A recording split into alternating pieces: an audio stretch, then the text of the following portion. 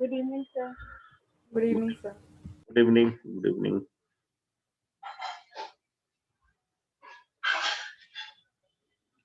Good evening, Amtansu.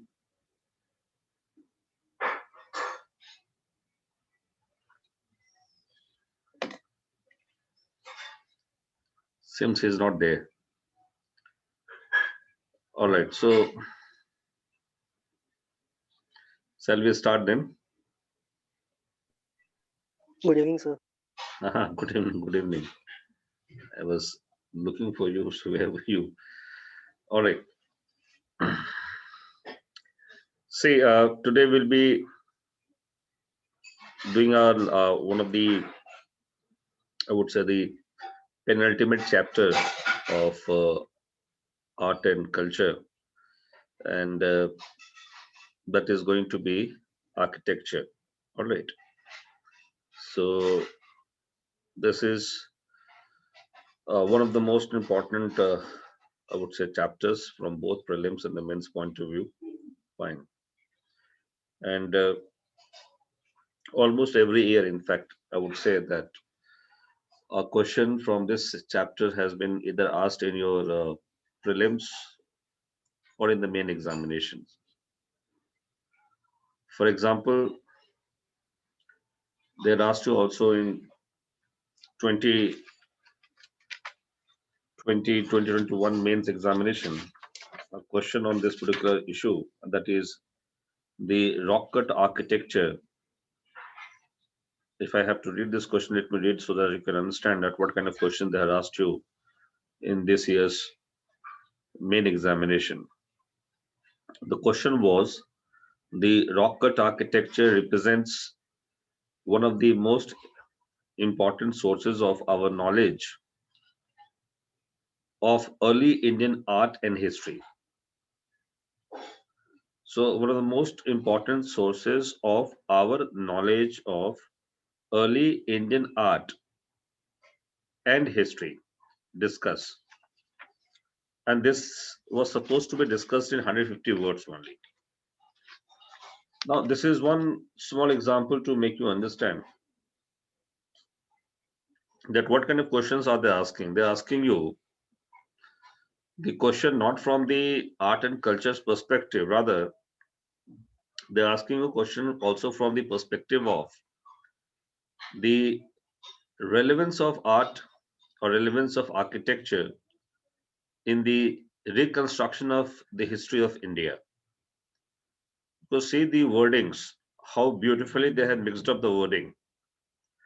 Now, at one hand, they are saying that you have to explain about the rock cut architecture, and then they're asking you that how it is acting as a source of knowledge. Now, for what? For art, that is one aspect, and then they're asking for history also. So, in nutshell, you have to explain about the not only the rock cut architecture, that how it actually, let's say, got evolved, and what kind of rock cut architectures do we have, but also they're asking you that what does it reflect,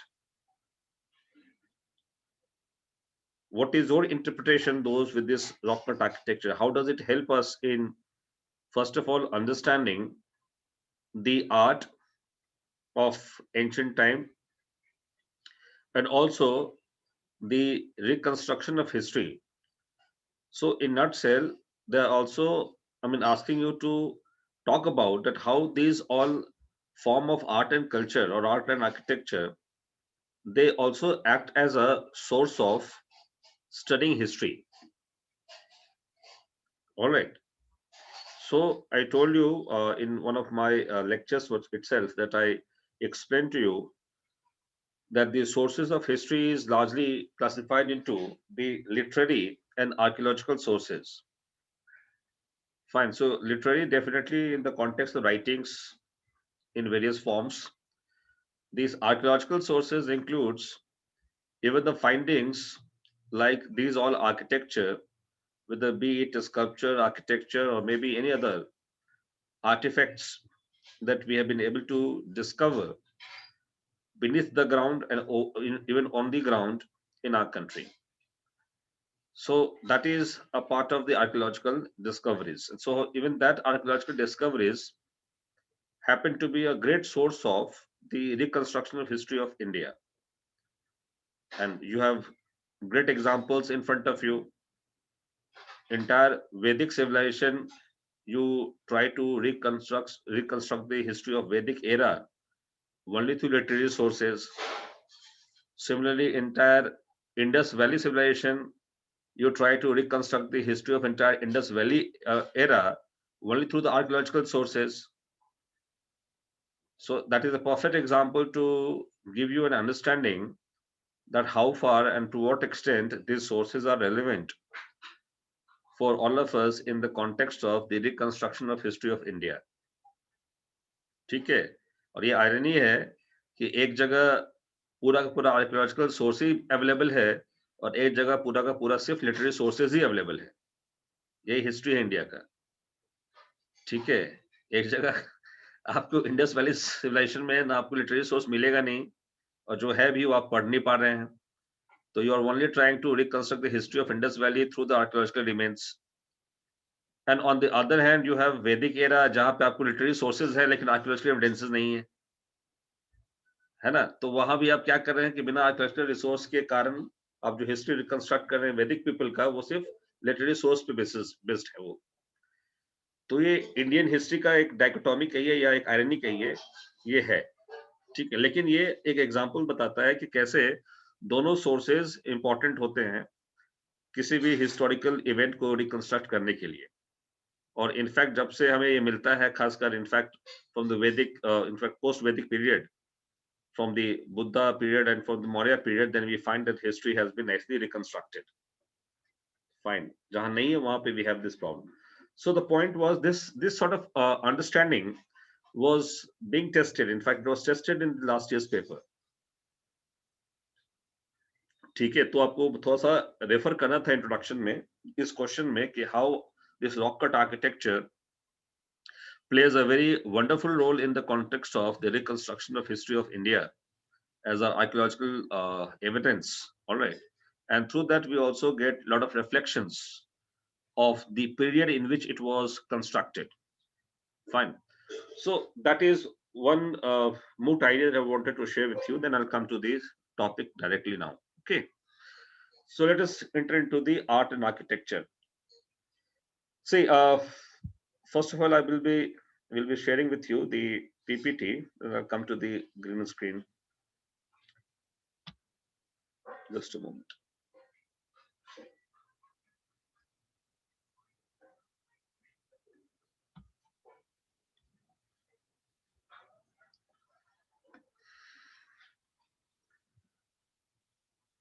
I believe that it is visible to all of you now. Not yet, sir. Okay, not yet. It's visible now. आप देख रहे हैं? Yes, sir. ठीक है, ठीक है. All right. So now see, I mean, what was I talking about?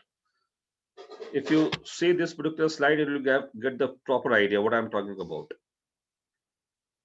Now you can see the slide. You get the idea that right from the remains of the Great Bath to the latest construction that is being done of Ram Temple, that is the significance of architecture. All right. So whatever history that you have, that this is the entire, you can say, contour of the Indian history, in fact, from the Great Bath to Ram Temple. So the idea is, I mean, what is this architecture and how do we define architecture? I mean, architecture is something that is basically understood to be an art of building, art of or science of building any particular structure, basically. So any structure that is being built up by the individuals or by the group of individuals, that is actually understood to be the definition of architecture. Now, art and architecture both, in fact, both are considered to be the most powerful visual expression, most powerful visual expression of the contemporary culture and society. So, in nutshell, if you see this Great Bath, what can you reflect upon Great Bath? In that cell, if you see Great Bath, what kind of material prosperity can you infer through the Great Bath?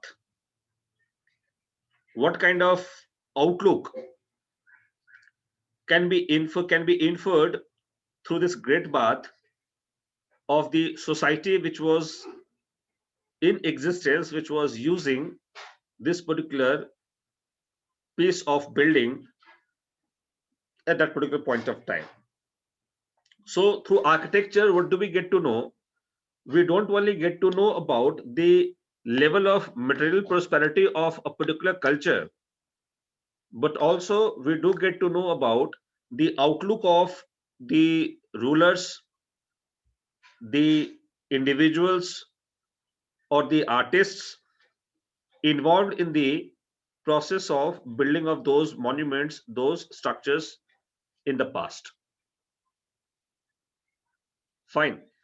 So that is the definition of, that is the understanding of art and architecture for all of us. Fine. So therefore, whenever you see a strong, a dominant, a powerful, a hegemonic power has come into existence in any part of the history of India, they all happen to contribute some of the other things in the field of architecture. The point is why? The answer is that they always wanted to reflect. They wanted to reflect their control over the society, over the political setup, and also the kind of material prosperity that was in existence at that particular point of time. Fine. So, for example, if you're asked to simply see into it that, okay, fine, you are seeing a picture in front of you that is a picture of Great Bath of Mohenjo-daro. On the left hand side of your screen, this is a picture of Great Bath of Mohenjo-daro. Now, on that basis, what kind of political structure can you infer? Anyone? What kind of political structure can you infer?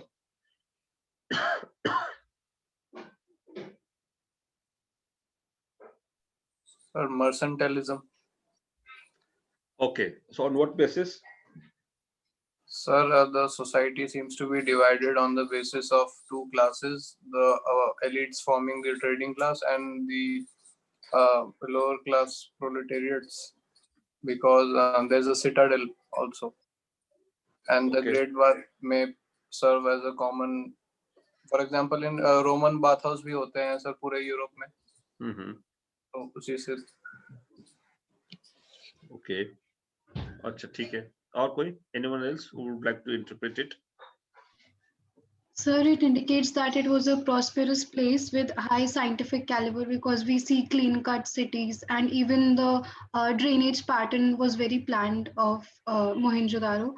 Also, it reflects the place was a booming spot for trade and commerce, and I feel these could have been baths which were used by both the genders. So maybe that also reflects a gender neutral or gender positivity at that time. Both genders were treated at baths. See, again, I got your point. Again, I'm reiterating. My question is that seeing this Great Bath of Mohenjo-daro, what could be your interpretation on the possibly political structure of Harappa?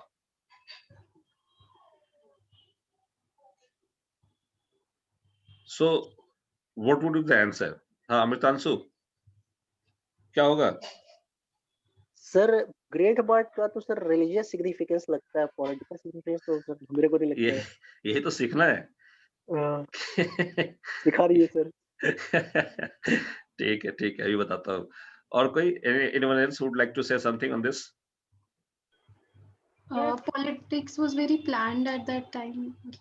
Randomly constructed. Okay. Anyone else? Eratika, Vatsala, you want to say something on this? Sir, saying that class difference पता चल रहा है basically. The Great Bath resembles that जो higher class people say it showed कि उनके लिए specifically it was for them to have certain religious baths, not for the common people. Okay. ठीक है, fine. Vatsala, you want to say something?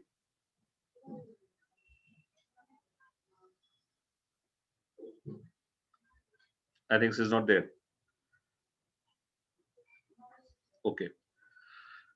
See, once you have to go for this particular gate bath and its interpretation from the political prism, obviously you said right that it actually appears to be more of religious connotation than the political significance of it.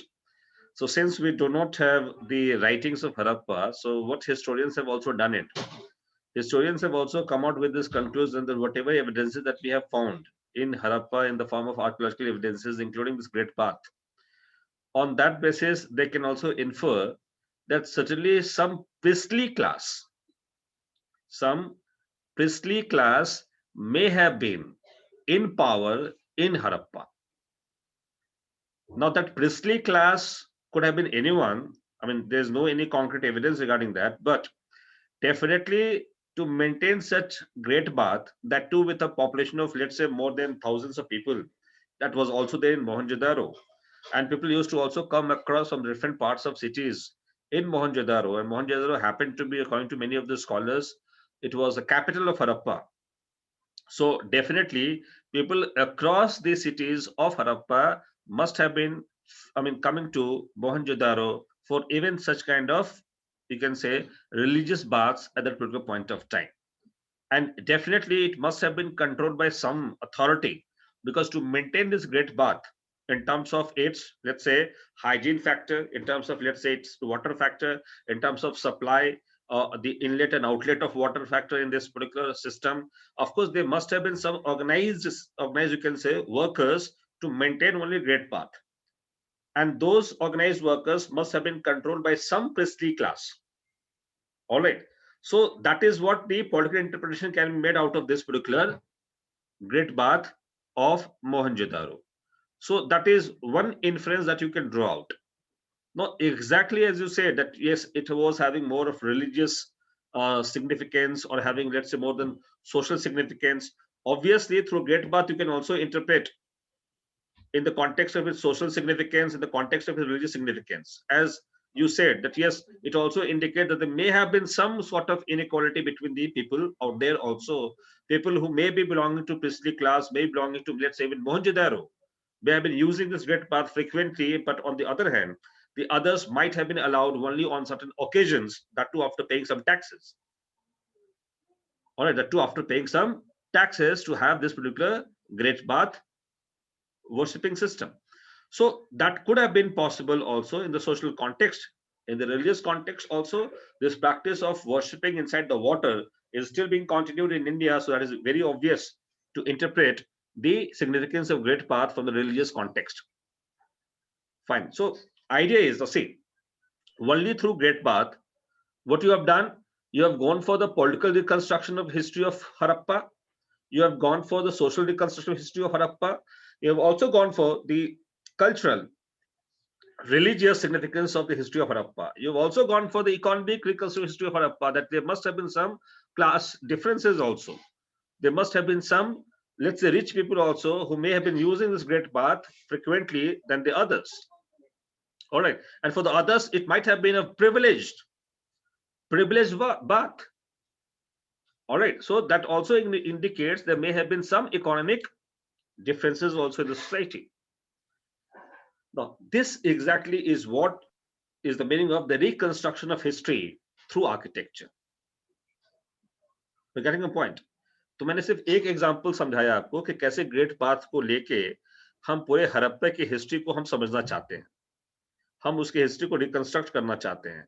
चूंकि हमारे पास literary evidences नहीं है, तो हम यहाँ पे infer ही कर सकते हैं, यहाँ पे हम इंटरप्रेट ही कर सकते हैं. वो इंटरप्रिटेशन हम करते हैं सिर्फ ग्रेट बाथ से ही नहीं, बट इसके आसपास के जितने भी मॉन्यूमेंट्स हैं, जितने बिल्डिंग्स पाए गए हैं, और इसके इर्द गिर्द में जो भी कंस्ट्रक्शंस पाए गए हैं, all those evidences are taken into consideration in the reconstruction of history of Harappa in the political aspect, in the economic aspect, in the social aspect, and also in the religious cultural aspect. That is the significance of architecture. Fine. Is it clear to you? So exactly, suppose I give you one example. maybe after 1,000 years from today onwards. Now, today we are in 2021. Let's suppose in 3021 or maybe 4021, if someone would have seen this particular Ram temple,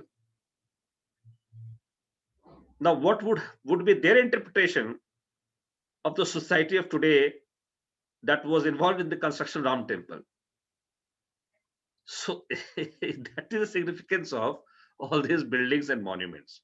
So I was telling you one thing in between, that every ruler, every, let's say, dominant state, they tried to build up some of the other form of monument or architecture, because it was also a sort of a message, sort of a information, sort of a knowledge, sort of a, you can say, communication that they used to conduct through the building of these all forms of architecture. And the best example is Emperor Ashoka. Now, during those times, there was no any system of communication. All right, not even the context of letter writing or, let's say, telephonic conversations. During those times, that the conversation means was only in the context of having some script, and those scripts should have been engraved upon some hard substance, so that even through the nature effect, it does not get vanished out, it does not get, let's say, erased out. Therefore, even Ashoka used pillars, and on the pillars he started engraving all those messages which he wanted to communicate to all of his citizens. Now, that is also a form of architecture. Fine. So through these architectures, what do we understand? Architectures actually represents, actually connotes, actually talks about the kind of society, the kind of system that must have been prevalent at that particular point of time. That is the relevance of architecture. Sir, बोलिए. sir, actually I read it in that R.S. Sharma book that like जो Mesopotamia और Egypt civilisation थी, वहाँ पे religious temples मिले जो हड़प्पा में नहीं मिले थे. तो फिर हड़प्पन को प्रीस्टली क्लास डोमिनेशन से बेटर होगा मर्चेंट क्लास डोमिनेशन बोलना. So that is the reason why still there is no consensus about what kind of political system may have been prevalent during time of the Harappans. Reason being that, yes, to say that it was a priestly class dominated area, we needed some more evidences to corroborate this particular observation. Fine. So we have got only a great bath, and along with that, some of the statues or some of the idols of mother goddesses, or let's say the idol of a priestly sort of a statue that we have found. But on the other hand, in context of Mesopotamia and Egyptian civilizations, we have got some more evidences to corroborate this particular fact that they were more of priestly class dominated culture in those areas of Mesopotamia and Egyptian civilization. It is all due to that we have discovered also the temples from there. Unlike in Harappa, we have not discovered any temple. What we have discovered only this great bath, which is one sort of, you can say, an architectural evidence that we have, which subscribe to the view that there may have been some priestly class also prevailing in the Harappan culture. Therefore, to say that Harappa was mainly dominated by one priestly class again will not be fully correct. All right, so that's the reason why the scholars say, many of the students say, including R.S. Sharma and others, say that it may have been purely a mercantile dominated class only there in Harappa. Fine, but that is the basically debate. So some scholars say it may have been mercantile dominated class. Some say also that they also may have priestly class by seeing this particular structure, and also some evidences in the form of the statues of mother goddesses and even the bust of the priest that we have also discovered from Harappa. All right, so that is the idea about it. ठीक है? Sir जो कमला Nehru ridge है पास में, वहाँ पे वो Ashokan pillar है वो. हाँ, वो अशोकन पिलर है. अशोका का पिलर है जो कि फिरोज शाह तुगलक ने उसको उड़वा दिया था, मतलब वहां लगवाया था. इनफैक्ट अशोका पिलर है, फिर तुगलक ने यहाँ लगवाया था. और हुआ क्या कि फिर उसको अंग्रेजों ने उसको उड़वा दिया था, मतलब टूट गया था उनसे, तोप के गोले से टूट गया था. तो हिंदू राव हॉस्पिटल जो है हिंदू राव साहब उस समय जमींदार थे यहाँ के बहुत बड़े, तो उन्होंने उसको फिर सीमेंट वेमेंट लगवा के फिर से जुड़वा के वहां पे लगा दिया था। तो अभी भी वो पिलर है, सूखा पिलर है वहां पे, हिंदू राव कुतुब हॉस्पिटल के जस्ट सामने में देखेंगे तो आप। मीनार, सर कुतुब मीनार वाला भी फिरोज शाह तुगलक लाए थे? हाँ, कुतुब मीनार वाले फिरोज शाह तुगलक लेके आया था वहाँ पे। कहाँ से लेके आए थे, मगध से? नहीं नहीं, वो सब मथुरा से लाए थे। ठीक है सर। सर मुझे एक चीज पूछनी थी, जैसे हाँ। आपने अभी बोला कि राम टेम्पल की जब हम फ्यूचर में से हिस्ट्री रिकंस्ट्रक्ट करेंगे, तो हिस्ट्री मतलब कोई भी एक मॉन्यूमेंट होगा आइसोलेशन में तो नहीं कंस्ट्रक्ट होगी ना, हम आसपास के स्ट्रक्चर्स भी कंसिडर करेंगे उसको? बिल्कुल बिल्कुल बिल्कुल, आसपास के स्ट्रक्चर्स को भी कंसिडर करेंगे, बाकी एविडेंसेस को भी देखेंगे। So my point was the same thing. In fact, when you try to reconstruct history, you try to take every evidence and then you try to analyze that what kind of political, economic, social structure may have been there. Fine. And when you come with the proper conclusion that this may have been the social structure, then you need to also corroborate your conclusion with some more evidences. Okay, So you try to search evidences either in the form of archaeological or even in the form of literary. okay sir. Fine. So that is how it goes on. Fine. Thank you sir. Okay.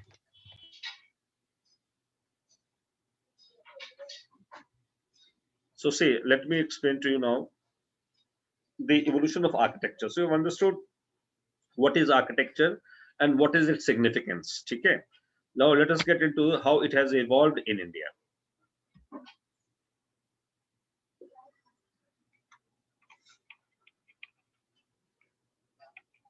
Now see, architecture is also associated with the various forms of arts such as sculpture, painting, dancing, music, etc. So when you see an architecture, suppose a building, all right, let's talk about a building. When you see a building, you don't see only a building in isolation, because inside the building, there must have been some carving done, some painting done, some sculpture design over that. All right, some, let's say, specific figures designed over there. There, it could be, let's say, the man, could be nature, could be animal, anything. So obviously, these all associated forms of art become a part of the broader concept of architecture. So in the context of that only, we have to now analyze the evolution of architecture right from the early historic era. So see, in the prehistoric era, the caves, now the caves became the first, you can say, the instrument which was experimented by the human being to make it as a place of their dwelling. So they tried to carve out, they tried to, let's say, raise out certain structure out of the caves, just for the sake of what? For the sake of their dwelling initially. Because dwelling used to be a major challenge for the prehistoric people. Fine. So you can see on the screen. So what happened? The cave became the first instrument where the form of architecture became visible in India, or in any society, in fact. That is how cave evolved. Fine. Now, besides cave, what the humans did, humans also started using stones. So stones became the material for their uses in terms of depicting their, let's say, the needs, and also make those stones for their own uses in the form of tools. That was very common in ancient time, in the prehistoric time, basically. Fine. When they did not know about the metals, they were using only stones. So of course, stone tools, bone tools, now these all actually have become initial elements for the human being to experiment, to actually design it as per their own convenience, as per their own utility. Fine. That is how the human exercise with architecture had begun. But the major discovery as far as architecture in India is concerned, we find it from the era of Indus Valley civilization. All right, Indus Valley civilization became the most dominant era where we found good number of evidences of our architecture. Because we have in Mesolithic period also, we have in the Neolithic period also, the caves were constructed by the ancient people. All right, I told you about Bhimbetka. So of course, these all sites are there. Bhimbetka, Lakhudia, the major sites of India where we have found good number of cave architecture, cave form of art also. All right. So that was already there. But if you see the or human involvement in the form of architecture with some new material, that they use and they place it somewhere else, not from the naturally occurring place. It was found mainly only from the IVC period, that is Indus Valley Civilization period itself. Because earlier till here, humans were trying to use the material that was naturally occurring only. Let's say stones. So stones which are naturally occurring only they were using those stones to use or to conduct or to, let's say, for their own utility, for any purpose, in fact. Fine. But in the Indus Valley civilization, they also started constructing the material through which they could give a shape to their structure, to their architecture for the first time. And what was that material? Material was bricks. So they started using bricks on the place of stones for the first time ever in the construction of their buildings. All right, that is the first material that they started using. Second, they also started using the stones with mud to paste it, to have a sort of a plaster on the walls at that particular point of time. That became the second important material for their use. Third, they were the first perhaps to use even limestone, the lime plaster in their building. So lime plaster was also used by them in their building for the first time. And you can simply understand that they had the technology also to know that how this lime plaster can be used to make the bricks fixed so tightly that even that does not, or that did not allow the water to seep in. The water to seep in, especially you see the Great Path or see the housing pattern of these all people of Indus Valley civilization. They gave overemphasis to the concept of drainage and bathroom in every houses. So obviously we need to understand drainage bathroom can't work without water. So they were having the knowledge of this technology, that how they can make this particular bricks so fixed tightly that they did not allow to sip the water to be sipped into that. In fact, not only that, but they're also having a knowledge that what kind of bricks they have to construct. Now there are two kinds of bricks. Of course, all the bricks are constructed through the mud, through the soil. But largely there are two kinds of bricks. One is the sun-dried bricks. Another one is the baked bricks. Baked bricks. Now, Harappans were also having knowledge of how to make baked bricks. Now, that is something, again, a contrast between Harappa and even Mesopotamia. Because in Mesopotamia, we don't have the evidences like Harappa in the context of the baked bricks. They were using sun-dried bricks, in fact. So idea is, no, you see, I mean, this is another very important discovery that was there in the Harappans at that point of time. And last but not the least, they also knew about the use of bronze, metal. So definitely, people before Harappa also, they were knowing about how to use copper. So Harappa was also an outcome of the Chalcolithic culture only. So they were knowing about how to use copper and stone together. But Harappans were 1 degree advance from them. They were 1 degree advance from there because they were knowing how to even make bronze. Because you can't make bronze if you don't know the concept of copper.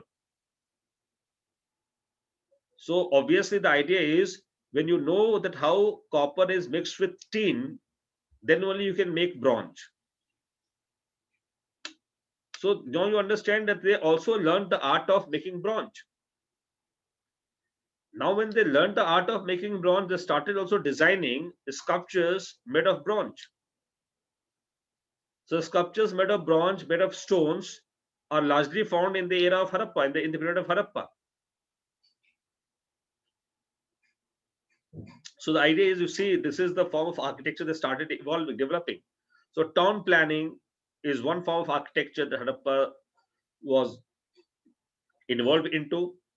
All right, so we have found in the town planning, the big structures like Great Bath, big structures like even the granaries.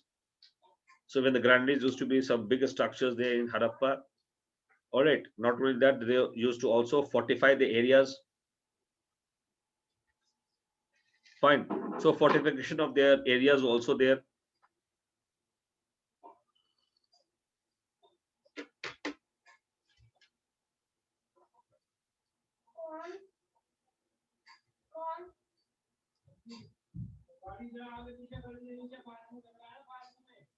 All right. So that is what was there. All right. So now you can see, I mean, this is how the terracotta figurines also designed by the Harappans. All right. And the terracotta figurines that were designed by the Harappans were also the baked ones. Because what is terracotta? Terracotta is basically a product that is baked ones. All right. That is how the things actually were designed at particular point of time. Fine. So this is how the things were being done in time of Harappa. All right.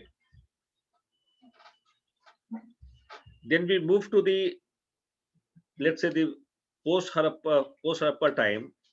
I just told you that we don't have much of the evidences in archaeology, especially in the form of architecture, because in the Vedic period we don't have any big monuments or architecture. That's one thing.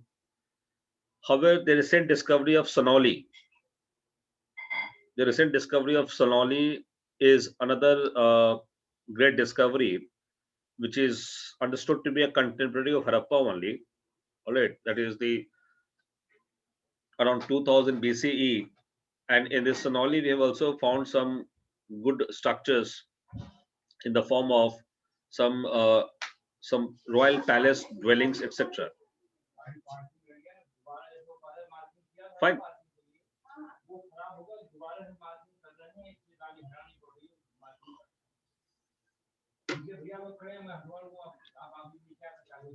All right.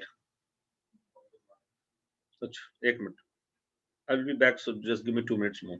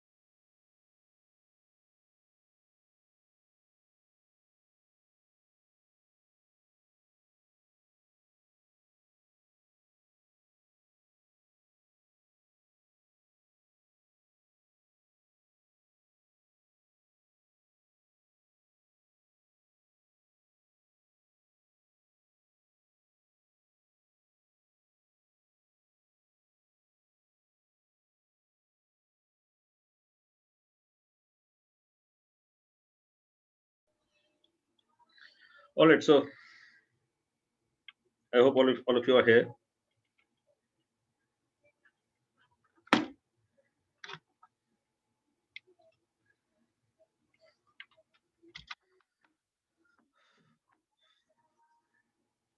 See, so we were discussing about the Indus Valley civilization and the manifestation of the architecture, basically.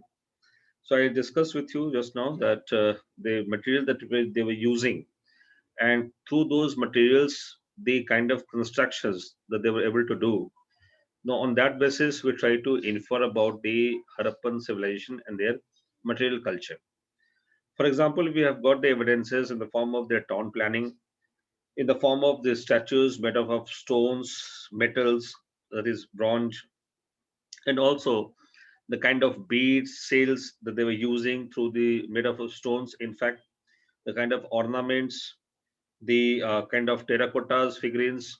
So these all things that we get it from, of course, the Harappan civilization. In fact, they were knowing about the lost wax technique, and through that only they were, I mean, constructing the bronze statues. Now, the lost wax techniques is basically a kind of a frame in which you keep also the molten wax, and that molten wax is heated.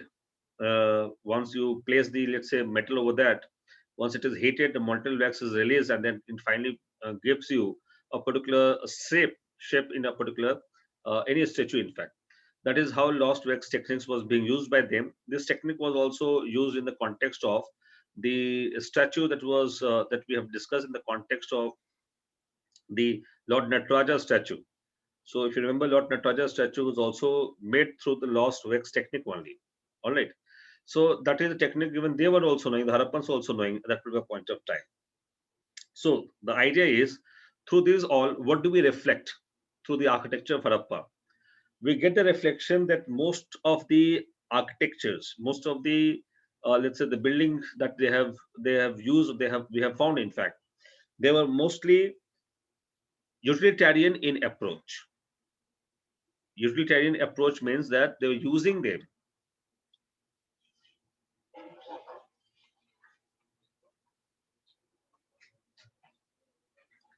So they were having utilitarian approach, which means that they were having a sense of more of utility than the sense of aesthetics or aestheticism, in fact. So in nutshell, that this was a faint beginning of art and architecture of India. They were definitely excellent in some of their works, but they lacked the aesthetic sense that to how to beautify the monuments or the statue or the buildings. So that aesthetic sense was missing out in the Harappan period. But many of their, in fact, most of their architecture of the buildings were purely of utilitarian approach. That is a reflection that we get it from the Harappans. But when we enter into the Mauryan period, because this is the era when we see the real growth of architecture for the first time in ancient India. Because in the Mauryan period, we find pillars. All right. So pillars are the most important, you can say, contribution of the Mauryas, especially of Emperor Asoka. So these pillars were monolithic pillars that was constructed through only one stones. Fine. So these monolithic pillars at times used to have certain certain scripts engraved upon that, and also at times used to be very plain, having some, you can say, sculptures or some maybe some idols over the pillars. That used to be the kind of pillars constructed by the Mauryas. Even their palace which has been actually identified in Kumrahar region in Patna. All right. So even the palace of the Mauryas, which have been identified in Kumrahar,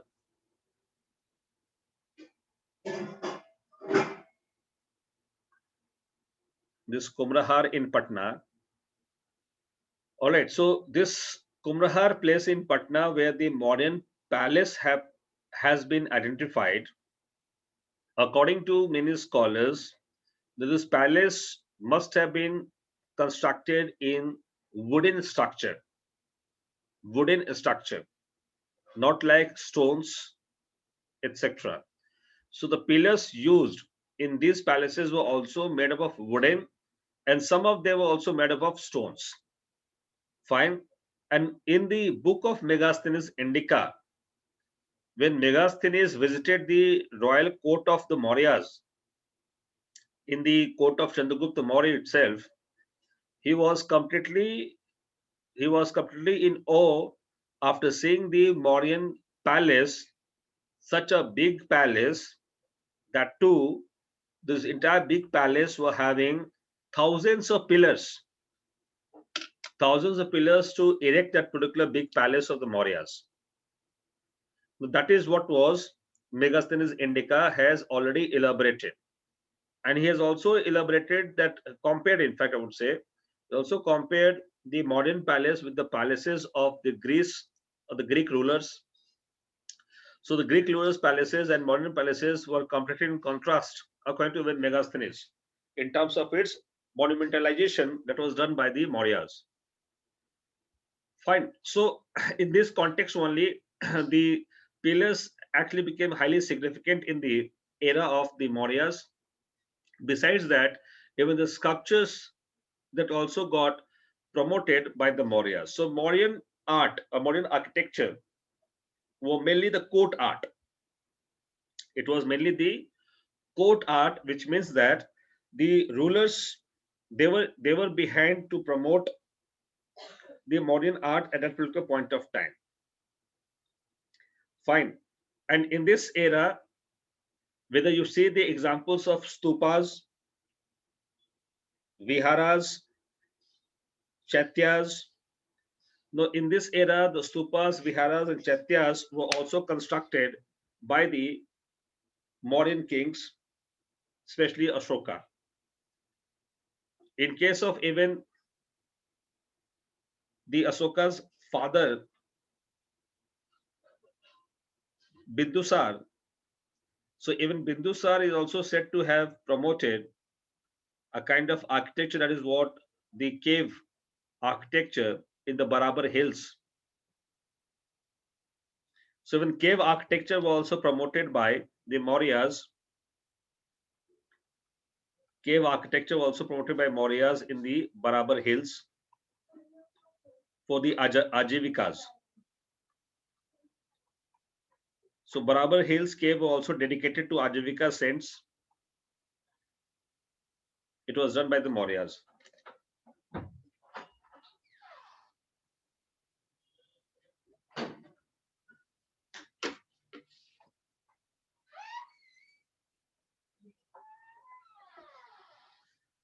Fine.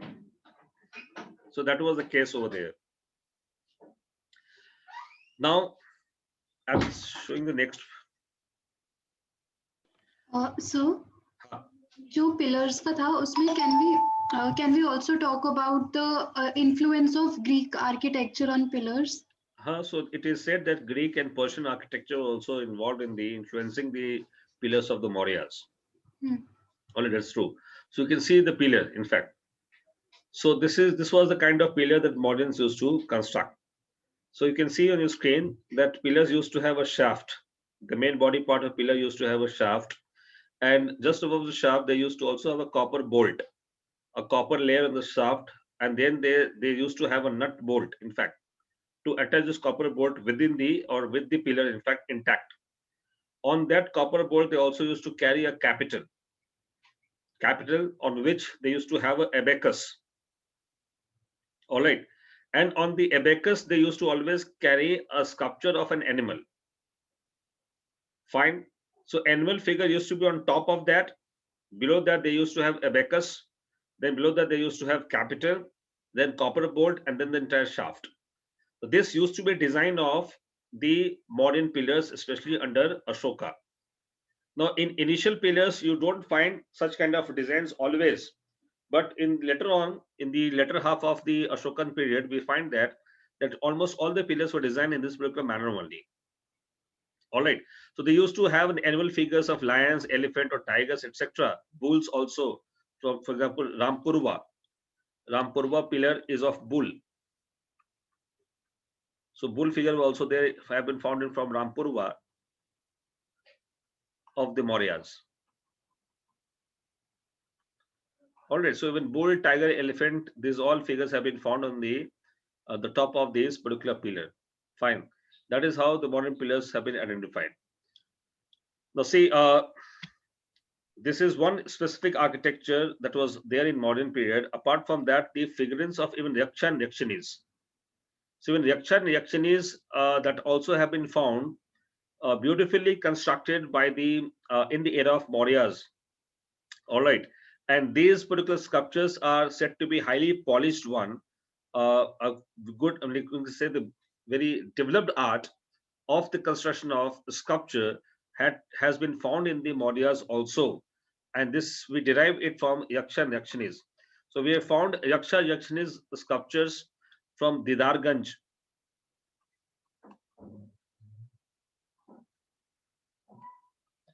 near Patna. So this is how these all Yaksha Yakshini figures were some typical, you can say, development by the time of the Mauryas. And let me tell you, the Yaksha Yakshini cult. I told you when we were taking the class of religion, the cult of Yaksha Yakshini were a part of the all the religions, right from Buddhism to Jainism and even in Hinduism and Brahmanism. See, all the three religions were having the cult of Yaksha and Yakshinis. Fine.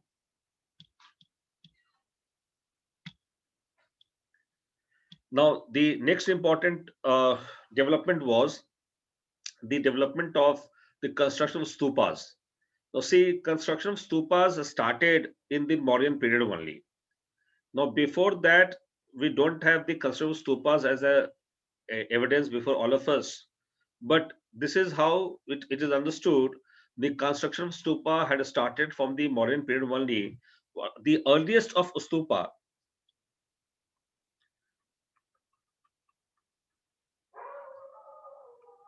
so Piparhava stupa is considered to be the earliest of stupa constructed by the Mauryas, followed by the stupa of Vaishali.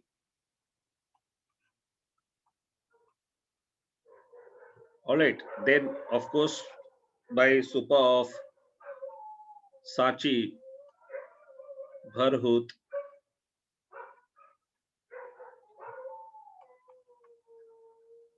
Dhamek, etc. So Piparhava Stup is said to be one of the earliest, in fact, till now, discovered in India or in the Indian subcontinent as the stupa of Buddha. So, see, stupa construction was also done in typical style. Now you can see on the screen what was stupa. See, stupa used to be always a place where the relics of Buddha or his close associates. So relics of Buddha or his close disciples, like let's say Anand.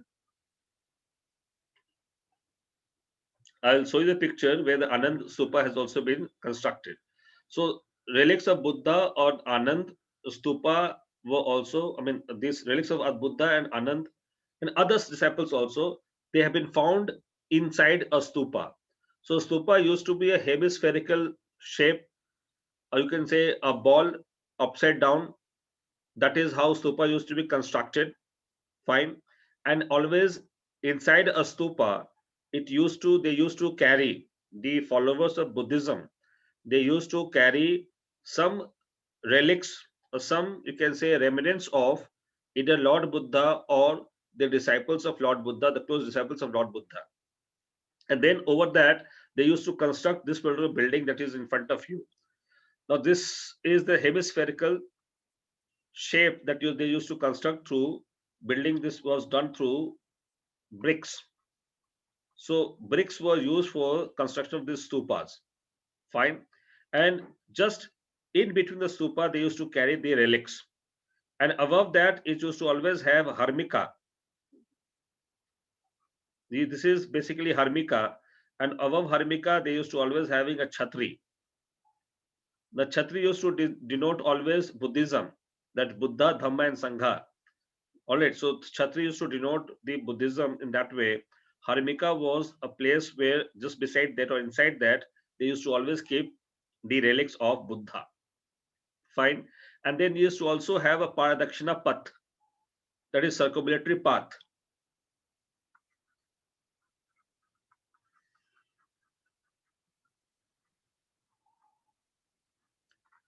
Circumambulatory path, Paradakshina Path, to take a round of this particular stupa. Fine. And then the entrance, they also used to have the torans.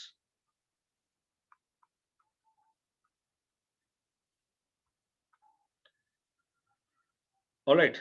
So torans were also there as the entrance. For example, in Sachi, the torans were also constructed. However, in Sachi Stupa, torans were constructed by the Sungas later on after the Mauryas. All right. So that is how Sachi Stupa was constructed. But that is one of the beautiful piece of marvelous piece of architecture of the Mauryas and post-Maurya period, that is Sachi Stupa. Fine. So that was the significance of Stupa, in fact. Fine. Let me show you the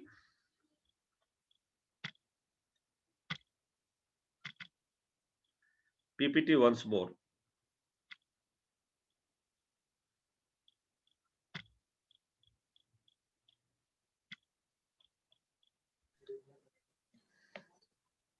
sir Mauryan pillar किस material के बने थे? Always they used to have monolithic pillars, stones, stone pillars. Sandstone वगैरह type? हाँ, sandstone type का.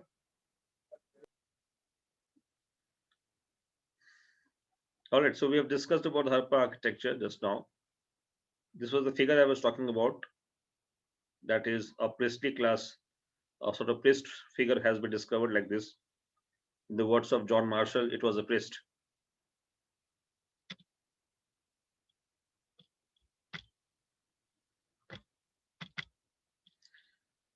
See, I told you just now the court art was mainly led by the Mauryas, especially palaces, pillars, and stupas were constructed by them. And the sculptures, pottery, caves, also the popular art in the Mauryas. All right. But largely it was court art that we see today of the Mauryas.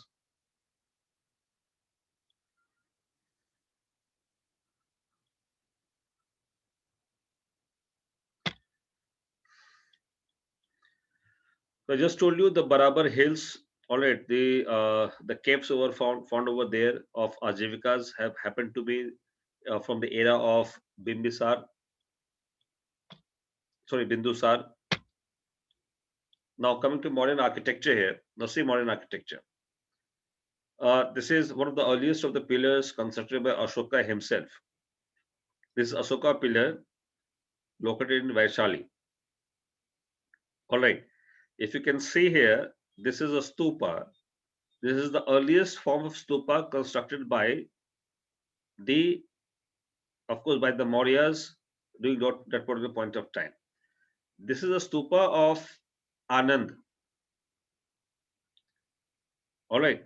This is a stupa of Anand, and just beside the stupa, you see there's a pillar. This is a monolithic pillar. Now, this pillar was constructed by Emperor Ashoka when he came to know that this place used to be the place where Lord Buddha used to visit frequently. All right. And when he went, Lord Buddha, when he went away from this place, he went towards the direction which is being depicted by this particular lion that is there on the pillar. When he left this place, saying that now I'm going for my Mahaparinirvan. There's a legend over there that this place was being ruled by some monkey king. This place was being ruled by some monkey king where Buddha used to come frequently. Just beside this place, there's also the palace of the famous Amrapali of ancient India. So Amrapali used to also live beside this particular region only. So he came here and also asked Amrapali to become a nun. Amrapali joined Buddhist Sangha here itself. So after doing these exercises, Buddha is said to have left this place in this direction. When Ashoka era came, Ashoka came to this place and the people started narrating the story to Ashoka about Lord Buddha, then Ashoka ordered to erect this pillar just beside the stupa of Anand. The stupa of Anand was already constructed. When Ashoka came, he found the stupa already got constructed by the local people over there. This inspired also Ashoka to start construction of stupas in different places of India.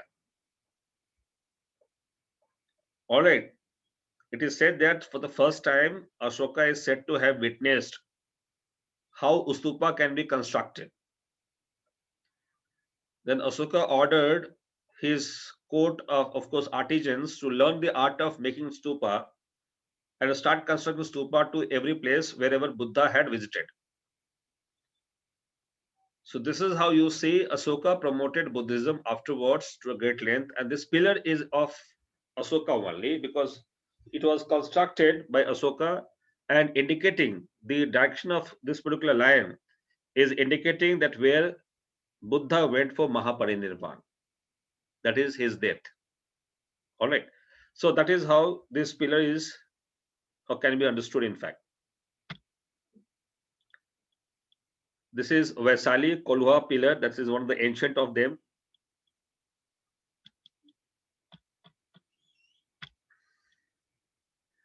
Fine. So let us see this now.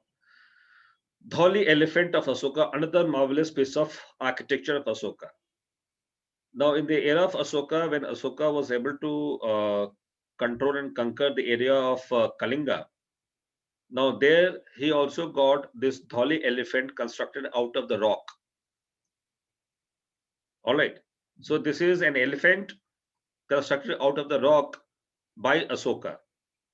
Now this question was asked in this year's prelims. The last prelims was conducted by UPSC. This question was asked. Question was asked in the context of the consider the following monuments. Which one among the following has been the earliest of these monuments? Earliest, oldest. So answer was Dholi elephant because it was constructed by Ashoka under his regime. Fine. So Dholi elephant is another great example to understand that. Now see how stupa looks like. Now this is a perfect picture of stupa on your screen where you have a toran, the boundary. Toran is the entrance basically, and just beside toran you have the boundaries in the form of Vedikas. All right, you have the boundaries in the form of the Vedikas, and then you also have the circumambulatory path just beside your stupa. You have the hemispherical dome, that is stupa, and then you can see on the stupa itself you have the harmika. Fine, and then above harmika you have the chhatris in fact. All right, so you can see the chhatris used to be always 3 chhatris. Fine, that is a perfect picture of your stupa that was constructed there. So this is a Sachi Stup. Sachi Stup is not only about stupa, rather on the Vedikas of Sachi Stup, the entire life story of Buddha has also been depicted in various forms of sculptures. So in nutshell, you can see that even sculptures were also constructed on the pillars, on the boundary walls, circular railings that was constructed of that particular point of time. All right, fine. So this is how the things were actually organized at that particular point of time. All right. So now you can see, I mean, idea is this stupa was also constructed like this way. And Sachi Stupa is one example which indicates that this stupa was constructed by Ashoka. Later on, it was also developed by the Sungas, and then also it was renovated by the Guptas. Fine. And by the time of Guptas, many of the new themes of Buddha were also associated with this particular stupa construction. Fine. Sir, हाँ इसमें चारों तरफ तोरण होती है कि सिर्फ 3 sides पे? नहीं नहीं, for all the 4 directions. Okay. All right. Then you can see Yaksha and Yakshinis figurines. So sculptures of Yaksha and Yakshinis were also very popular. I just told you. We have found it from Didarganj in Patna. Fine, that was the greatest of the contributions of the Mauryas at that particular point of time. And these Yaksha Yakshinis used to be understood to be the tribal cults that also entered into all the religions. In fact, Brahmanism, Buddhism, Jainism. So everywhere it entered. All right. So that's what the Yaksha and Yakshinis figures. This is still there in the Patna Museum. So this particular sculptures are still there in the Patna Museum. Fine. That is the Yaksha Yakshini sculptures. Fine. Sir So Maurya. Jainism, sorry, Tell me. Jainism में क्या example था यक्षा यक्षिणी का? Same figurines were also used in Jainism. Okay. Sir Yes. Delhi में RBI के बाहर भी यही रखा है ना? हाँ, exactly ये रखा है. ठीक है. So you will find the Yaksha Dakshinis figurines outside the RBS building, in fact, in Delhi. Fine. All right. So this is how. So, but let me tell you, what was the outcome of this entire, you can say, elements of architecture of the Mauryas. So the outcome was that obviously it was court art largely, but at the same time, at the local level also, the people who were involved in the art and architecture of that particular era. Fine. It reflects not only folk art developed under the Mauryas, but also the court art got huge support by the Mauryas. And perhaps for the first time, the artisans and the craftsmen may have been also recruited by the Mauryas officially. All right. It also indicates the personal outlook of the rulers, especially Ashoka, that he adopted Buddhism. Fine. Thirdly, it also indicates that there have been also the foreign influence on the architecture of the Mauryas. And the best example is the pillars of the Mauryas are said to have influence from the Persian and the Greek style of art and architecture. Fine. That was there in the Mauryas also. All right. But the collective consciousness in the form of the buildings used for the common purpose, that was something missing out. The buildings used for the common purposes, let's say like Mohenjo-daro's Great Bath. Now it was missing out in the Mauryas. That was one limitation of the Mauryas architecture. But nevertheless, it was sufficient to indicate that the art and architecture has already evolved in India by the time of the Mauryas came into picture. All right. Then in the post-Mauryas, of course, I just told you, Bharhut, Sanchi stupas were developed by the Sungas, in fact. Fine. So this is how Sunga also contributed in the development of the stupas in India. The caves also got developed in the postmodern period. Fine, especially caves like Betsa, Bhaja, Junnar, Karale. So the caves also got developed. All right. So see, this is Chaityas basically. Chaityas are the place where the monks assemble for worshipping. All right. So it is basically an assembly hall. That is Chaitya. Viharas are the place where the monks live during the time of monsoon. In Buddhism, there's a practice of moving around the country, and if there is a monsoon, and when there's a season of monsoon, they should take a shelter for those 2 and 3 months inside a monastery. So that monastery is the place of their dwelling.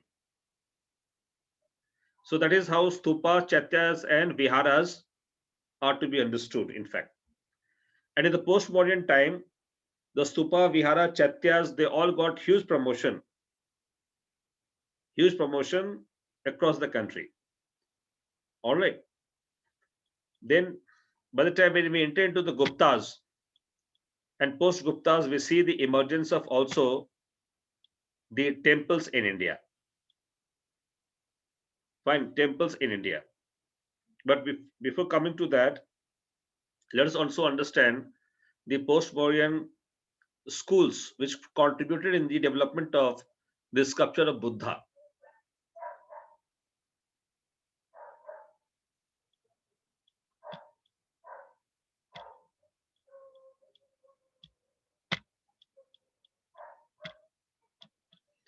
Now you can see on your screen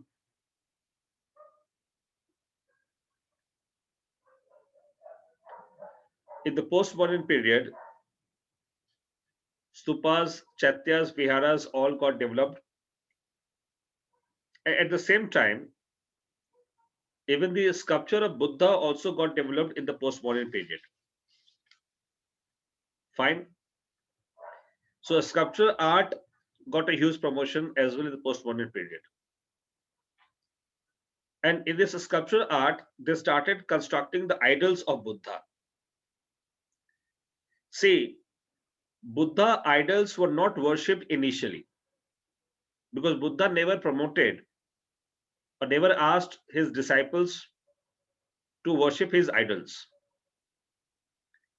So initially, after the demise of Buddha, Buddha's footprints, the motifs, Buddha's items, like his clothes, all right. So those items which Buddha used to use, like his pot through which he used to eat, water, the water, you can say the carrier. So this is how motifs of Buddha were initially worshipped.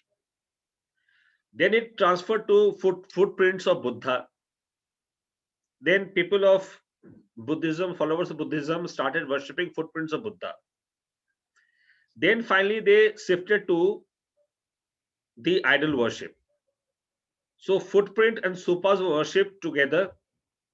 And then lastly, idol worship also developed in Buddhism.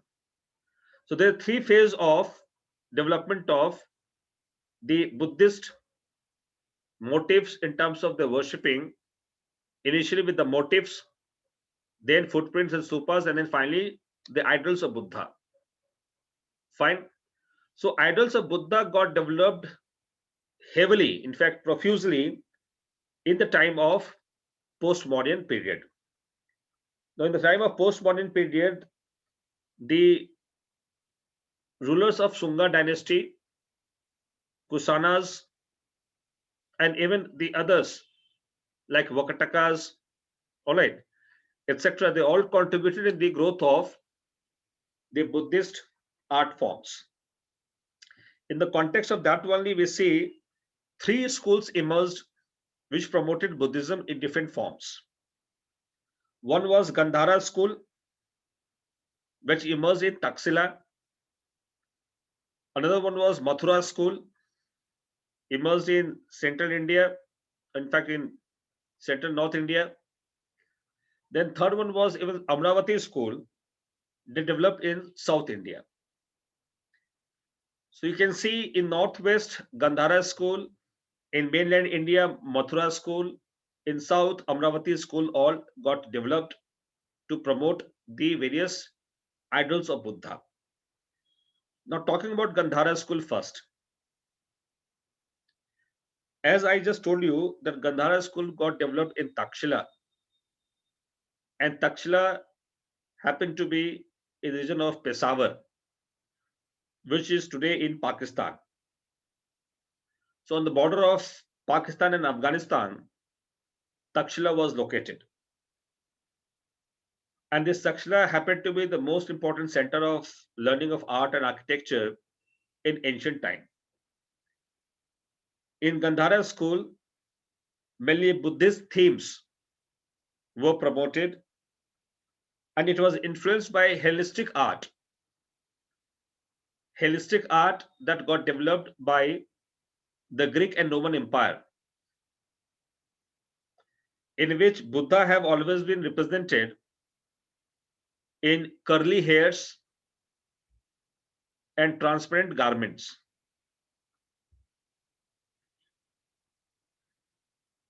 So this question can be asked to you, that in which school of Buddhist art the curly hairs and transparent garment have been promoted for Buddhism or for Buddha? So answer is of course Gandhara school. So curly hairs, transparent garment have always been depicted in the Gandhara school, besides various forms of mudras, Dhyan mudra, Gyan mudra. So these form of mudras have also been depicted in the Gandhara school. But the remarkable, you can say, feat of Gandhara school happened to be these standing Buddhas. Standing Buddhas happen to be the remarkable features of Gandhara school of art. All right.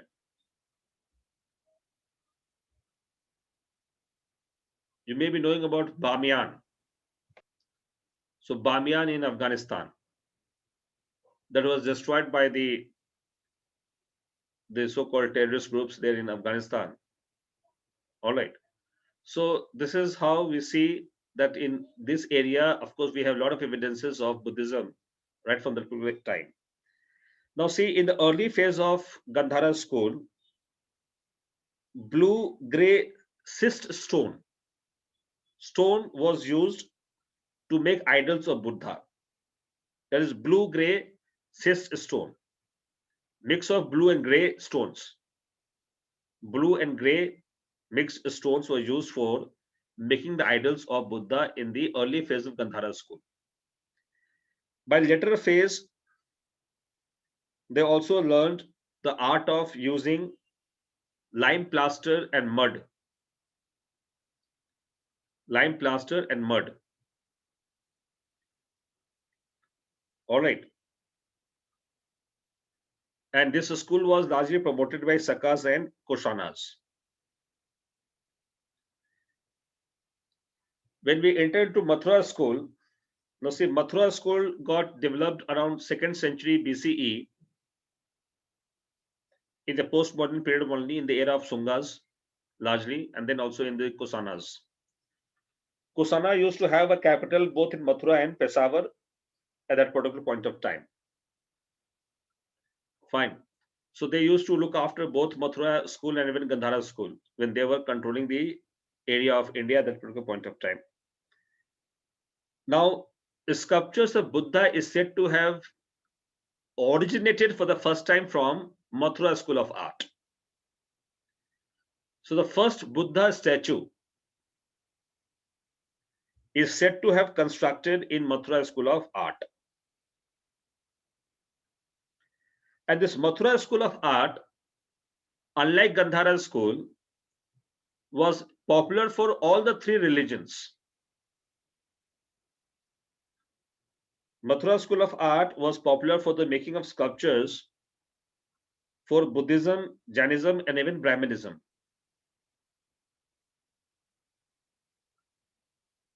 All right. So the way earliest images of Buddha and Bodhisattvas were constructed here, similarly, images of kings and notables were also prepared here.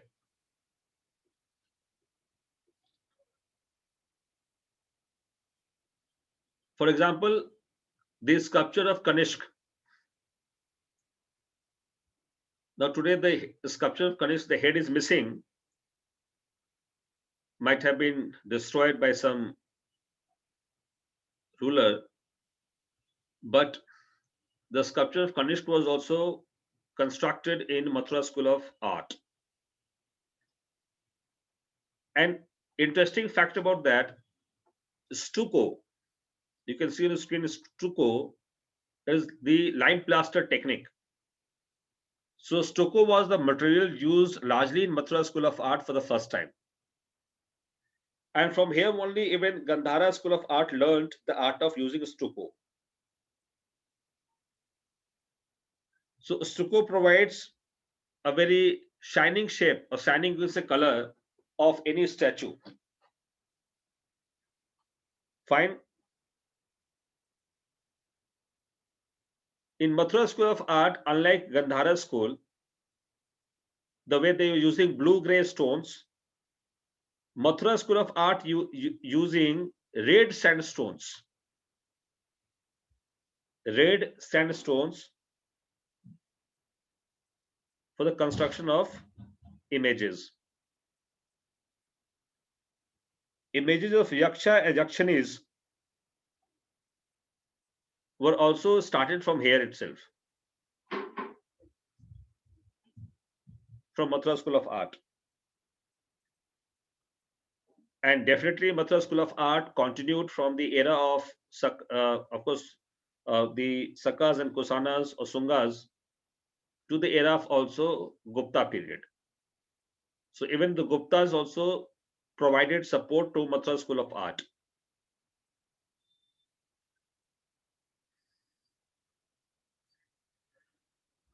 Coming to the last one is Amravati School. Now see, Amravati School of Art got developed between 150 BCE to 350 CE. Again, in the post-modern period, Amravati School got created, and it continued even till the early Gupta period, in fact.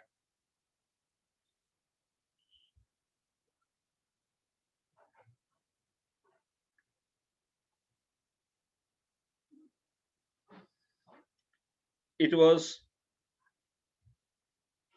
the most prosperous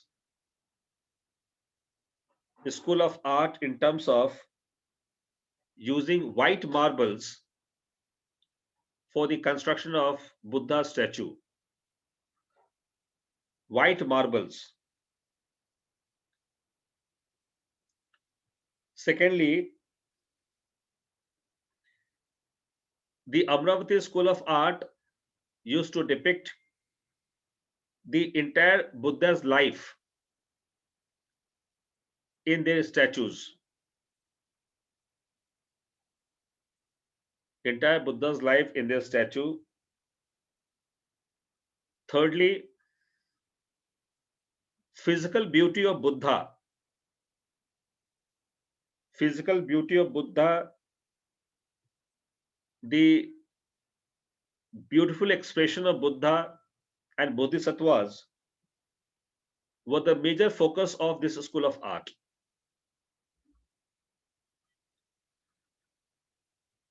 This school of art is said to have influenced by Mathura School of Art. That was the significance of Amravati School of Art, which developed in South India, especially in Nagarjuni Konda and near the Amravati region. So in Maharashtra, Karnataka border, even in some place of Andhra, this school of art got developed. Fine. So that is the different schools of art that got developed during the time of Buddha or after Buddha to promote Buddhism, in fact, across the country, across the Indian subcontinent. Fine. So there are two Amravatis. So कौन से Amravati के around it developed? It is Karnataka and Andhra Pradesh area mainly. Okay. Thank you, sir.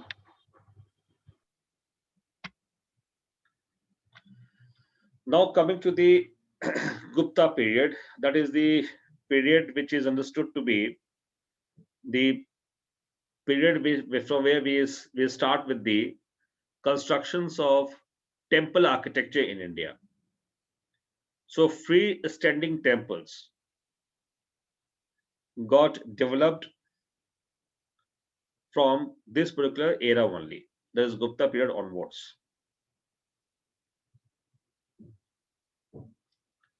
Fine. The earliest of the freestanding temple that we have discovered from Nachna Kuthar.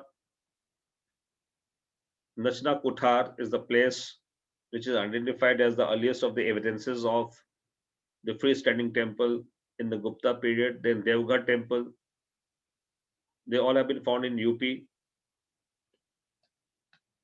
All right. So that is how the temple architecture started evolving. Now, Gupta provided that base of the temple architecture because in the time of Guptas only, temples like Jhandial temple,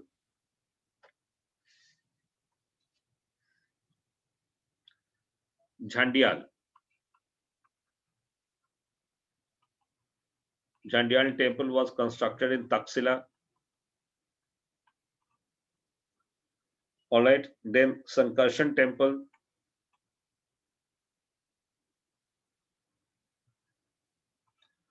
was constructed in Nagari. Then even Base Nagar temple,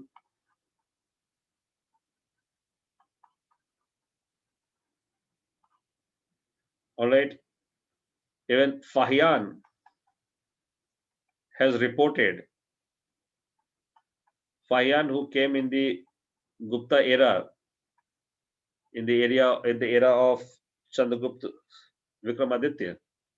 So even Fahian has reported that in Purshapur, which is Peshawar of today, Purshapur, which is Peshawar today, in Purshapur, even Kanishk had constructed a temple, a tower which was similar to temple. So, of course, with this initial evidences, we can say that yes, the construction of temple has started from the Gupta period itself. All right, but it was largely the South India which is said to have contributed at great length in the construction of temples in the country. Because why South India? In the post-Gupta period, the North Indian economy was completely in a mess. It was purely under the impact of feudalism. Trade declined sharply. Coinage system declined sharply. And entire art and culture of India started shifting towards South India. So South India became the center of art and architecture of India in the post-Gupta period. All right, and the kingdoms of Pallavas, Cholas, Chalukyas, Hoysalas, Vijayanagar, they are the remarkable examples which contributed in the development of art and architecture of India. All right, and with this, of course, by this time of already, even in North India and some part of North India, even some temple architecture started getting some boost. All right. So in the early medieval times, we see the emergence of temple cult or temple architecture got developed immensely in India. Fine, it got developed immensely in India. Let us just try to understand that through the PPT.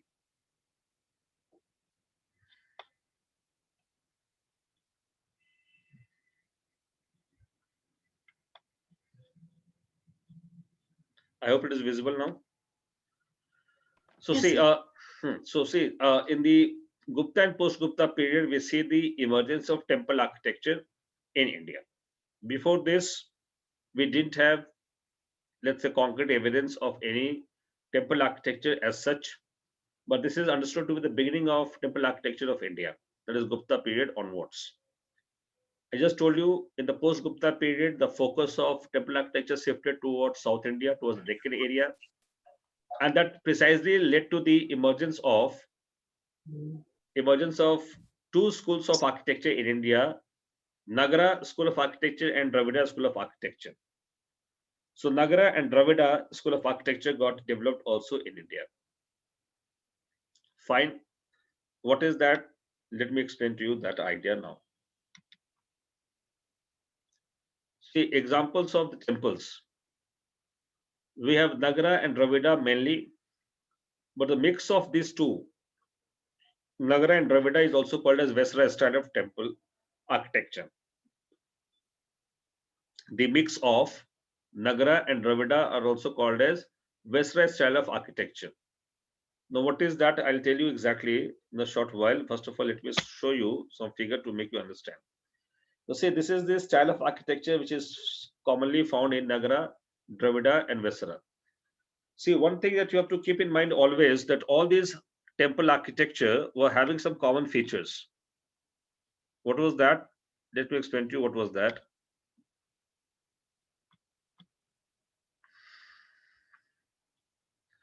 Now, they used to always have a common feature, that they used to have a sort of a plinth, either bigger or smaller, and in the plinth they used to have always a shrine in between. The main shrine, that is God place in between, and on the fourth side they used to also have some smaller shrines. So whether you go to Nagara School of Architecture, or you go to Dravida School of Architecture, or go to Vesara School of Architecture, now everywhere you will find this particular design common. Now this common design of temple architecture is called as Panchayatan system. Panchayatan system.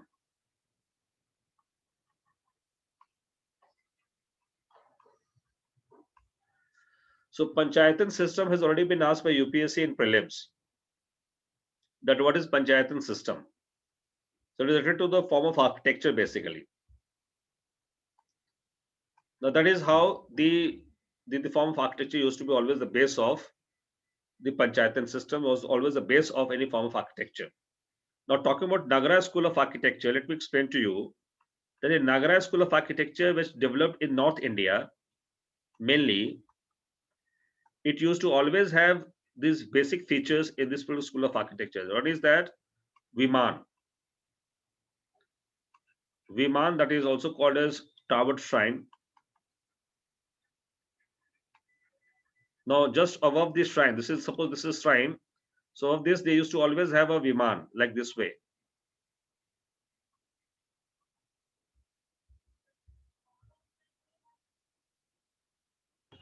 So are you sharing the green screen? Yeah, you're not visible. It's not visible or what? No, sir. Only the PPT is visible. Oh.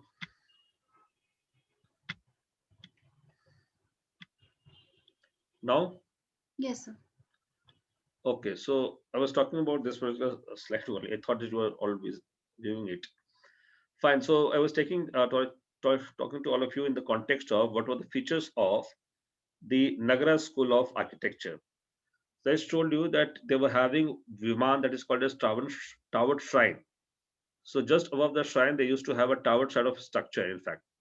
And here you used to have an entrance. Fine. This is Panchayatan system, as I said. This is the main shrine. All right. These are the smaller shrines on four corners.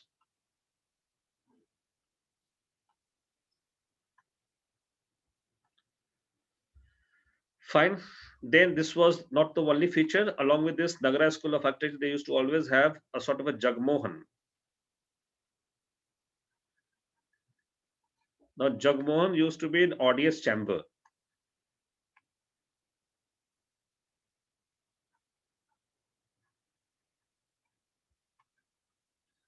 Fine. What is that? I will explain to you shortly. Then they also used to have Nat Mandap.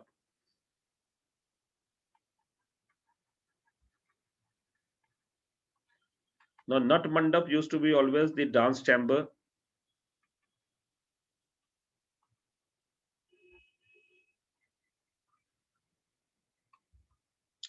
And then they also used to have Bhog Mandap.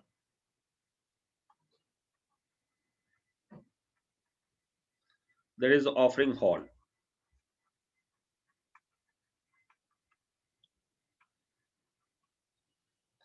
Now see, these were the basic features of every Nagara school of temple. For example, the remarkable Nagara school of temples are Lingaraja temple, Lingaraj temple in Bhubaneswar, Sun temple, in Konark. So of course, there are a few remarkable examples of the Nagara School of Architecture. Now inside Nagara School of Architecture also there were various different styles of architecture. For example, Rekha Prasad. Rekha Prasad. All right, there is also a type of a sikhar that used to be constructed, all right, on the in the Nagara School of Architecture. Then Famsana. I'll give the names. In fact, these names are important for all of you. Rekha Prasad.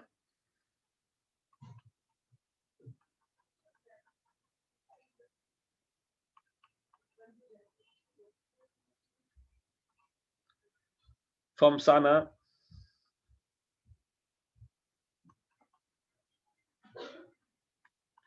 Vallabhi. Now, these all were the Nagara type of Nagara style of temples only, and they all were designed on the basis of the kind of sikhar or viman that was there in these all temples. For example, the Rekha Prasad style of Nagara, Nagara style of temples, they used to always have a slopy inward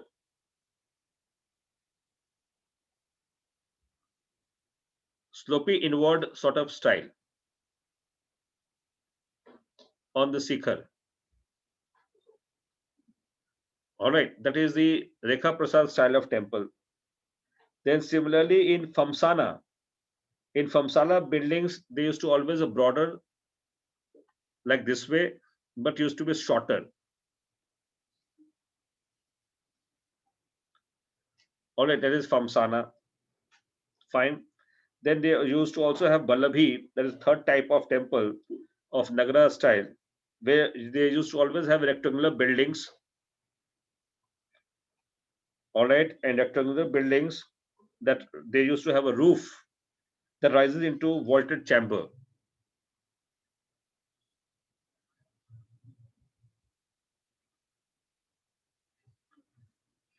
They used to have a roof that used to rises into vaulted chamber. Vaulted chamber means this inward chamber where the shrines were located, in fact. All right, and they were usually called wagon style of building. Wagon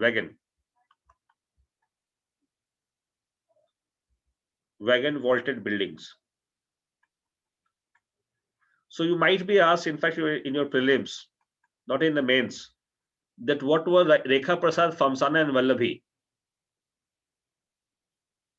This question can be asked in prelims that what are Rekha Prasad, Famsana, and Vallabhi?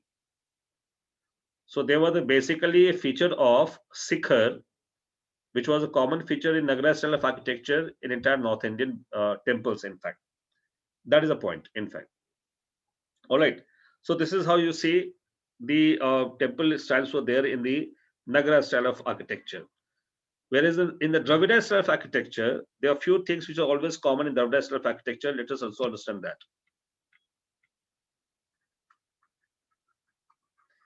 The first of all, it was largely found in South India. All right, and in this temple, they used to always have, again, same Panchayatana system. All right, four corners, four small shrines. Main shrine was also in the center. This was called as Garvagri.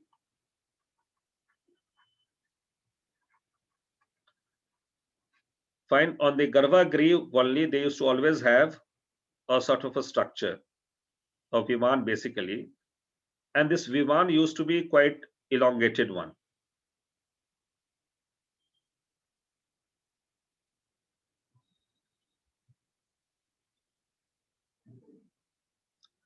All right, there used to be always a very elongated Viman. Fine, over this particular temple. Fine, this is one thing. Then in this particular temple, they used to always have proper fencing, wall.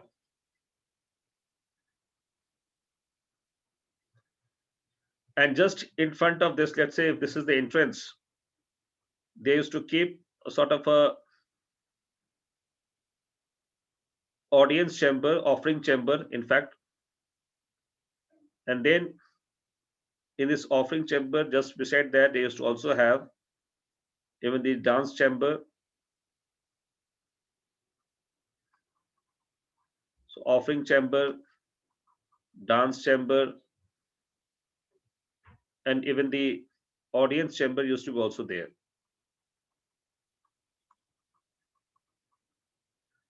Audience chamber used to be also there. Fine. And in front of this audience chamber, they always used to keep a figure of Nandi. So figure of Nandi used to be always there in front of this particular temple. Fine. And then they used to always have the entrance towards that. And they used to also carry some minor divinities on the four corners of this wall. So this used to be called as gopurams. That used to be the entrance of the temple. Fine. Such kind of structure was there, commonly found in the Dravida style of architecture. All right. So difference between Dravida style of architecture and Nagara style are two mainly. One was the Viman used to be highly elongated one.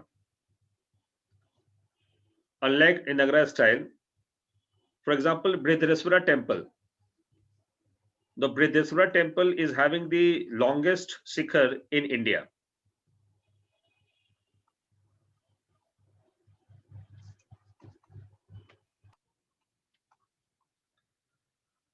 Fine. And obviously, this is one difference. The second difference is also always that they used to have a big gopurams, big entrance hall. Entrance, in fact, entrance hall or entrance, you can say space, that is gopuram. Thirdly, they used to always have a border, in fact, a boundary wall. Boundary wall of temple was always compulsory in Dravida style of architecture. Fine. Then they used to always have a figurine of Nandi.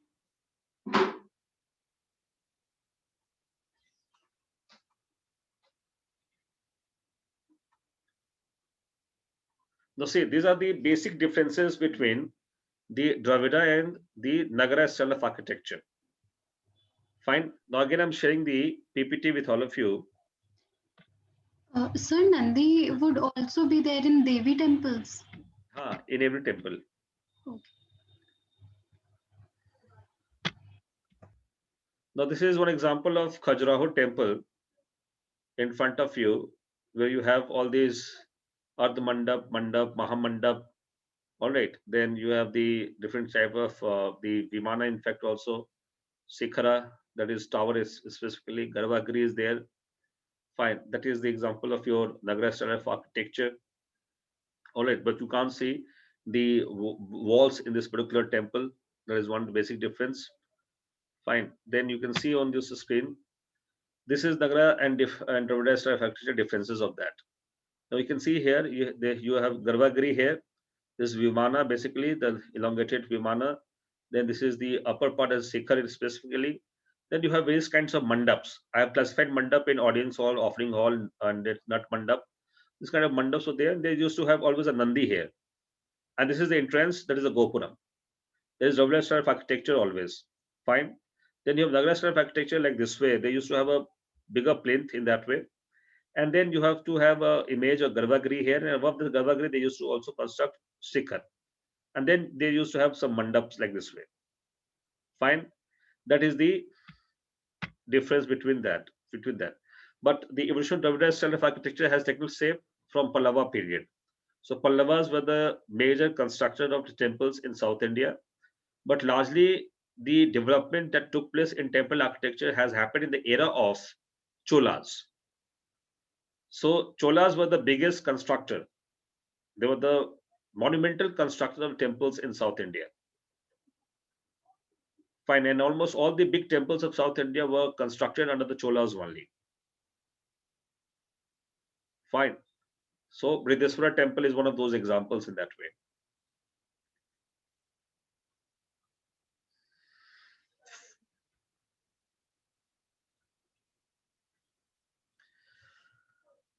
All right.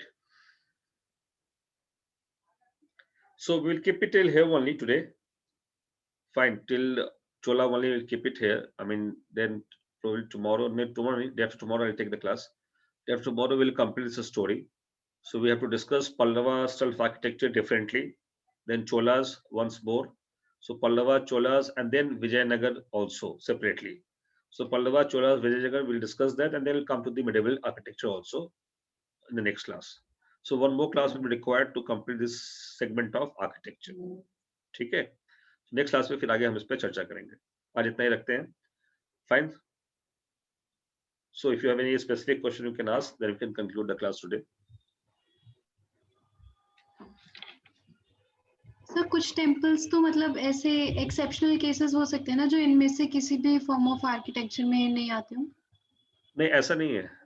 ऐसा कोई temple नहीं है जो किसी में नहीं आता. वो कभी वो या तो नगरा में है या तो द्रविड़ा में है या तो कुछ वेसरा में है. So Vesara that is a mix of both. ठीक है, mix of both Nagra and Dravida features. ठीक है. So that is Vesara, that is in central India. Deccan area में वही पाया जाता है. Okay sir. ठीक है. Thank you sir. और जैसे मैंने बता भी दिया कि पंचायतना सिस्टम पे सारा टेम्पल बना हुआ है, तो वो तो बेसिक है. उसमें सारा टेम्पल खड़ा किया हुआ है. ठीक है. सो इन दैट जैसे वे मेरे माइंड में बांके बिहारी टेम्पल आया था, तो वो तो इन दोनों में से किसी भी फॉर्म में आज सच आता नहीं है. तो वो नहीं, मतलब अगर जैसे उसमें भी जाके देखोगे अगर शिखर विखर बना हुआ है तो डेफिनेटली वो नगरा स्टाइल आर्किटेक्चर में ही होगा. Okay sir. You have to again relook at that particular temple whether Shikhar is there or not. Okay sir. No, it is suppose it's a flat. नहीं फ्लैट नहीं है. Then there's no any concept of this Nagara style of architecture in that way. Okay. ठीक है. Otherwise, normally you will find Shikhar is always there on any temple, in fact. ठीक है. उड़ीसा में भी कुछ डिजाइन है जैसे dual style of architecture is there. ठीक है. तो शिखर तो मिलेगा ही मिलेगा आपको टेम्पल्स के ऊपर. ठीक है. और यहाँ भी मैंने आपको दिखाया राम टेम्पल का इमेज जो भी प्रपोज्ड है. तो उस पे भी शिखर आपको दिख रहा होगा. Yes sir. That is also another example of Nagara style of architecture. Okay sir. Sir क्योंकि ना उसमें साइड पे 4 मतलब माइनर डेटीज या किसी और गॉड्स की टेम्पल्स नहीं है, तो आई गॉट कंफ्यूज्ड कि फिर वो किस में क्लासिफाई होगा. No, that perhaps may have been the original you can say place for the emergence of the image. Maybe the birthplace may be there. So if it is the birthplace, then probably they may not be having this particular concept of having 4 images on the side of that. If it is not, then definitely if it is man-made architecture, then definitely it must have been the 4 shrines also on the all 4 sides, in fact. Okay, sir. Okay. Thank you, sir. Okay then. हाँ sir, treatise से मुझे नाम याद नहीं आ रहा जिसके basis पे सारे कंस्ट्रक्शन एक्टिविटीज होते थे. क्या क्या एक ट्रीटाइज थी ना सर जिसके बेसिस पे, उसका नाम याद नहीं आ रहा सर मुझे. अच्छा जी सर, एक तो मैं ग्रुप पे लिख दूंगा मिलते ही. एक बता देना एक बार, फिर मैं बता दूंगा उसको. ठीक है. तो ठीक है, I will see you again day after tomorrow. ठीक है, उसमें खत्म करेंगे फिर आर्किटेक्चर वाला पार्ट पूरा से.